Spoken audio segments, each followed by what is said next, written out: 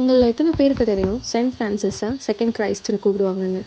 அது ஏன்னு another Christ அப்படின்ற இந்த சீரீஸில் நான் சொல்கிறேன். Part 1, disciples of Jesus. இப்போ நம்ம ஜீசஸோட மினிஸ்ட்ரிக்கும் அசசியாரோட மினிஸ்ட்ரிக்கும் சிமிலாரிட்டிஸ் என்னென்னு பார்ப்போமா? ஜீசஸ்க்கு எப்படி 12 டிசைபிள்ஸ் இருந்தாங்களோ அதே மாதிரி தான் செகண்ட் கிரைஸ்டான சென்ட் ஃப்ரான்சிஸ்க்கும் அவரோட சேர்த்து 12 டிசைபிள்ஸ்.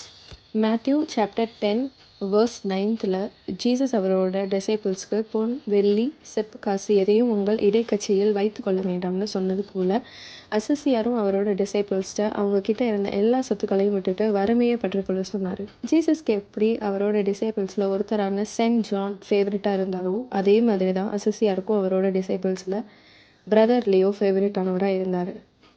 அடுத்தது ஜீசஸோட டிசைபிள்ஸில் இன்னொருத்தரான சென்ட் பீட்டர் ரொம்ப rugged, straightforward and hard work பண்ணுற ஃபிஷர்மேனாக இருந்தார்.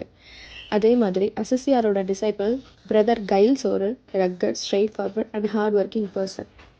லூக்கா 10வது அதிகாரம் 5வது வசனம்ல ஜீசஸ் அவரோட டிசைபிள்ஸை ப்ரீச் பண்ண அனுப்பும்போது, நீங்கள் எந்த வீட்டுக்குள் சென்றாலும் இந்த வீட்டுக்கு அமைதி உண்டாகுக அப்படின்னு வாழ்த்து கூற சொன்னது மாதிரி அசசியாரும் அவரோட ஃப்ரையர்ஸை பாக்ஸ் எத் போனம், அதாவது அமைதியும் நன்மையும் அப்படின்னு வாழ்த்து கூற சொன்னார்.